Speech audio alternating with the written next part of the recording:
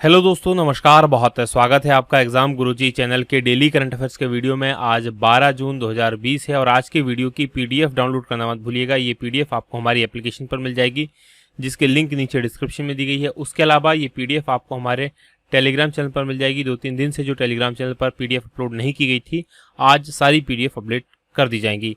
तो आप भी आज ही डाउनलोड कर लीजिए और टेलीग्राम पर हमें ज्वाइन कर लीजिए।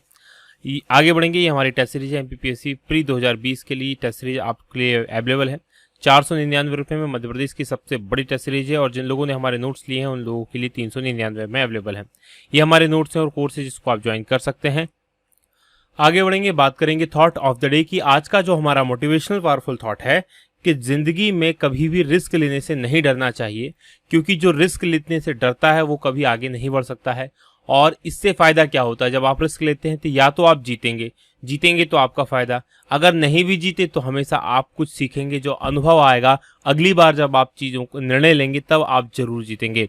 तो हमेशा रिस्क लीजिए, निर्णय लीजिए, आगे बढ़िए। इससे हमेशा कुछ ना कुछ मिलता है, या तो जीत मिलेगी या सीख मिलेगी, और दोनों ही बहुत जरूरी है। इसी थॉट के साथ आगे बढ़ेंगे, बात करेंगे कल के सवाल की। कल मैंने आपसे प्रश्न पूछा था कि गरीबी रेखा से नीचे जीवन रहने वाले लोगों को फ्री इंटरनेट प्रदान करने वाला पहला राज्य कौन सा बनेगा, और ये बनेगा केरल। यानी कि बी ऑप्शन सही है। काफी सारे लोगों ने सही उत्तर दिया। उनमें से 3 उत्तर जो आपने पसंद किए हैं, पहला उत्तर शिवम सिंह का है, दूसरा उत्तर बनवारी लाल बावरिया का है और तीसरा उत्तर पवन राजपूत का है। आप तीनों को बहुत बधाई। और आप भी चाहते हैं आपका नाम, कमेंट, उत्तर यहाँ पर आए तो वीडियो को ध्यान से अंत तक देखो और अंत में जो प्रश्न पूछा जाता है उसका उत्तर कमेंट बॉक्स में जरूर दो। आगे बढ़ेंगे, बात करेंगे क्विक रिवीजन कल के पढ़े गए करंट अफेयर के प्रश्नों का। पहला प्रश्न है कि defence institute of advance technology ने किस नाम का नैनो तकनीक आधारित कीटाणुनाशक स्प्रे विकसित किया है, तो ये अनन्या नाम का विकसित किया गया है। दूसरा प्रश्न, विश्व बैंक ने हाल ही में किस राज्य को 1950 करोड़ रुपए का ऋण प्रदान किया है, तो ये पश्चिम बंगाल को दिया गया है। तीसरा प्रश्न, मर्जर के 2020 कॉस्ट ऑफ लिविंग सर्वे के अनुसार भारत का सबसे महंगा शहर कौन सा, तो ये मुंबई है। चौथा प्रश्न, अमेरिकी सेना में पहली बार किसे वायुसेना प्रमुख के रूप में नियुक्त किया गया है, तो ये एक अश्वेत व्यक्ति है जिनको नियुक्त किया गया है। पांचवा प्रश्न, किस पुरस्कार को कोविड-19 महामारी के कारण इस वर्ष रद्द कर दिया गया है, तो ये रेमन मैग्सेसे पुरस्कार है। वहीं छठवां प्रश्न है कि खाद्य सुरक्षा सूचकांक में कौन सा प्रदेश प्रथम स्थान पर रहा है, तो ये गुजरात रहा है।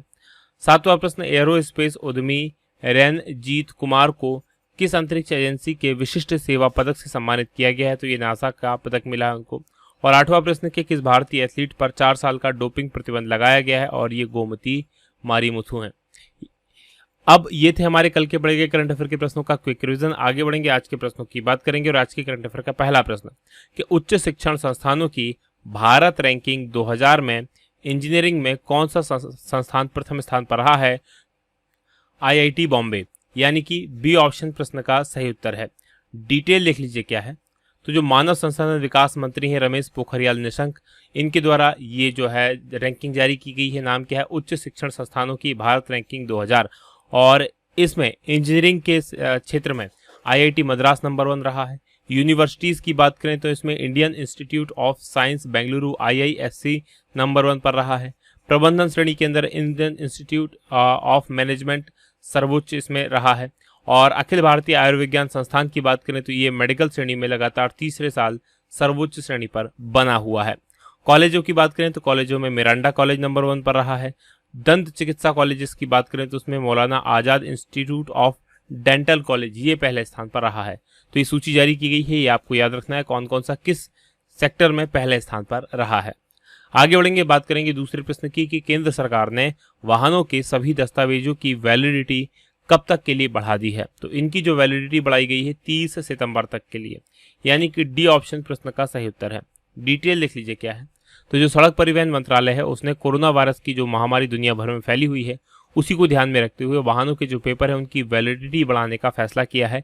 यानी कि अगर वो एक्सपायर भी हो रहे थे तो अब अगली 30 सितंबर तक उनको वैलिड माना जाएगा। जैसे कि ड्राइविंग लाइसेंस, फिटनेस, तो सभी प्रकार के जो वाहनों के कागजात होते हैं उनकी वैलिडिटी अब 30 सितंबर तक बढ़ा दी गई है। 30 सितंबर तक उनको वैलिड माना जाएगा, भले ही वो एक्सपायर हो गए हों। और उत्तर प्रदेश सरकार ने इसे अपने यहाँ लागू भी कर दिया है। आगे बढ़ेंगे, तीसरे प्रश्न की बात करेंगे कि केंद्र सरकार ने बांस पर आयात शुल्क 10% से बढ़ाकर कितने प्रतिशत कर दिया है। देखिए, आयात शुल्क बढ़ाते क्यों है पहले तो वो समझ लीजिए। पहले इस प्रश्न का उत्तर जान लेते हैं, फिर मैं आगे बताऊंगा। तो इसका सही उत्तर है ए ऑप्शन यानी कि 25% बढ़ा दिया है। डिटेल देख लीजिए क्या है। तो केंद्र सरकार ने 9 जून को बांस पर जो आयात शुल्क है उसको 10% बढ़ाकर 25% कर दिया है। पहले 15% था, पहले 10% था, 10 में से फिर इसमें 15% की वृद्धि करके इसको 25% कर दिया गया। उद्देश्य क्या है? उद्देश्य यह है कि जो अगरबत्ती विनिर्माता हैं, अगरबत्ती की जो मैन्युफैक्चरिंग भारत में करते हैं, उनको घरेलू बांस का उपयोग बढ़ाने के लिए प्रोत्साहित किया जाए। अभी क्या होता था कि बांस हम बाहर से आयात कर लेते थे, तो आयात करने के दो नुकसान होते हैं। एक तो जो हमारा भुगतान संतुलन है वो खराब होता है, क्योंकि हमें विदेशी मुद्रा में उसको पेमेंट करना पड़ता है आयात के लिए, राइट। और जो दूसरा, भारत में जो बांस होता है वो हतोत्साहित होता है, तो भारत का जो मार्केट है उससे उसको नुकसान होता है। तो सरकार ने उससे क्या कर दिया, उस पर आयात शुल्क बढ़ा दिया। अब आयात शुल्क बढ़ाने से क्या हो जाएगा, वो महंगा हो जाएगा। तो महंगा हो जाने से फिर यहाँ का जो बांस वगैरह है वो अगरबत्ती निर्माता खरीदेंगे। तो ये आपको समझना चाहिए कि जब भी कोई इस प्रकार का शुल्क बढ़ाया जाता है तो उसका उद्देश्य ये होता है कि जो हमारा घरेलू सामान है उसकी खपत को बढ़ाया जाए, उसको प्रोत्साहित किया जाए। ये कदम स्थानीय बांस किसानों को लाभ प्रदान करेगा। आगे बढ़ेंगे, चौथे प्रश्न की बात करेंगे। चौथा प्रश्न है कि भारत में एशियाई शेरों की आबादी में कितने प्रतिशत की रिकॉर्ड वृद्धि हुई है? तो इसमें जो है करीब 29% की वृद्धि हुई है, यानी कि बी ऑप्शन प्रश्न का सही उत्तर है। डिटेल देख लीजिए क्या है।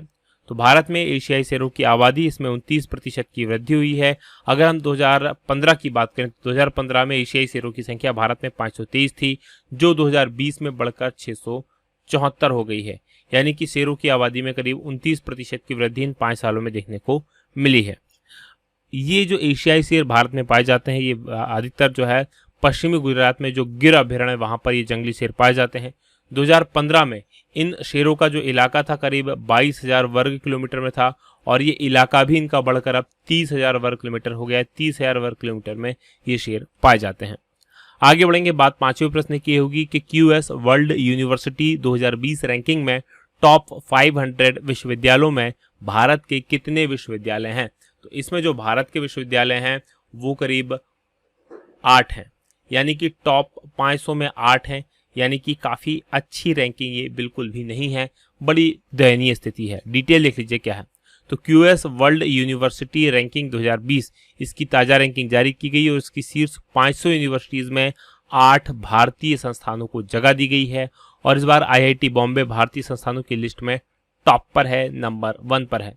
QS रैंकिंग 2020 की बात करें तो यहाँ पर इसकी रैंकिंग जो है पिछली इस 152 थी, राइट, 2020 में, और इस बार इसकी रैंकिंग 172 हो गई है, यानी कि 20 रैंक ये नीचे चला गया है IIT बॉम्बे, लेकिन भारतीय संस्थानों में अभी भी ये नंबर 1 पर बना हुआ है।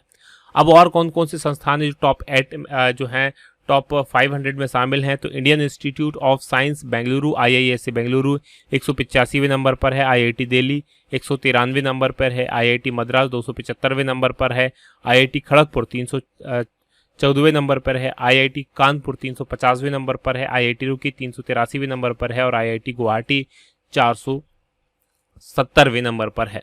तो ये आपको याद रखना है। अब नंबर 1 पर कौन है? तो अमेरिका का जो मैसाचुसेट्स इंस्टीट्यूट ऑफ टेक्नोलॉजी यानी कि MIT है, वो लगातार 9वें साल पहले स्थान पर है। दूसरे स्थान पर स्टैनफोर्ड है और तीसरे स्थान पर हार्वर्ड है। तो ये आपको याद रखना। और कैलिफोर्निया यूनिवर्सिटी चौथे स्थान पर है। सबके सब USA में है, राइट, ये आपको याद रखना है, सबके सब USA में है। आगे बढ़ेंगे, बात करेंगे छठवें प्रश्न की कि किस देश के राष्ट्रपति पियरे कुरुंजीजा का निधन हो गया। ये किस देश के राष्ट्रपति थे? तो ये बुरुंडी के राष्ट्रपति थे, जो कि एक अफ्रीकन कंट्री है, यानी कि बी ऑप्शन प्रश्न का सही उत्तर है। डिटेल लिख लीजिए क्या है। तो बुरुंडी के राष्ट्रपति नाम था पियरे कुरुंजीजा, इनका निधन हो गया है और 15 साल तक ये लगातार सत्ता में रहे। उसके बाद ये इस अगस्त में सत्ता छोड़ने वाले थे, इससे पहले इनका निधन हो गया। और ये जो है 2006 और 2011 के बीच इनके प्रचार और फुटबॉल के लगाव के लिए इनको जाना जाता है। तो ये आपको याद रखना है कि ये, और काफी सारे इनको शांति के लिए पुरस्कार भी वहां पर दिए गए हैं। बात बुरुंडी की करते हैं, राजधानी बुजुम्बुरा है और राष्ट्रपति अभी तक तो पियरे कुरुंजीजा थे। अब देखें आगे कौन बनते हैं, तो वो अपडेट आपको दे दिया जाएगा। मुद्रा यहाँ की बुरुंडी फ्रांक है। चलिए मैप में मैं आपको बुरुंडी लिए चलता हूँ। तो जैसा कि आप स्क्रीन पर देख पा रहे हैं, हमारा भारत है और हमारे भारत से अगर आपको बुरुंडी जाना है तो मूव करना पड़ेगा आपको अफ्रीका में। अफ्रीका में आप पहुंचेंगे तो ये जो देश आपको दिखाई दे रहा है, यहाँ पर तंजानिया के पास में आप देखेंगे ये बुरुंडी है, रवांडा के बगल में बिल्कुल। और ये जो तंजानिया का झील है, तंजानिया का झील के साथ इसकी सीमा लगी हुई है, ऊपर इसकी सीमा रवांडा के साथ में, इस तरफ इसकी सीमा तंजानिया के साथ में और इस तरफ डेमोक्रेटिक रिपब्लिक ऑफ कांगो के साथ इसकी सीमा लगती है। आगे बढ़ेंगे, बात करेंगे अब हम अगले प्रश्न की। अगला प्रश्न आपके सामने 7वां है कि कौन सा अरब देश पहली बार अपना मंगल मिशन लॉन्च करेगा, और ये मंगल मिशन लॉन्च किया जाएगा संयुक्त अरब अमीरात के द्वारा यानी कि यूएई के द्वारा, यानी कि ए ऑप्शन प्रश्न का सही उत्तर है। डिटेल देख लीजिए क्या है। तो जो संयुक्त अरब अमीरात है वो 15 जुलाई को पहली बार मंगल ग्रह के लिए मिशन लॉन्च करने जा रहा है, और ऐसा करने वाला यूएई अरब देशों की दुनिया में पहला देश हो जाएगा, यानी जितनी भी अरब कंट्रीज हैं उसमें पहला देश होगा जो चांद के लिए अपना मिशन लॉन्च करेगा। ये मिशन अगले फरवरी तक मंगल की कक्षा में पहुंचेगा, ऐसा माना जा रहा है। बात करें संयुक्त अरब अमीरात यानी कि यूएई की, तो इसकी राजधानी अबू धाबी है, राष्ट्रपति यहाँ के खलीफा बिन जायद अल नहान है और मुद्रा संयुक्त अरब अमीरात दिरहम है।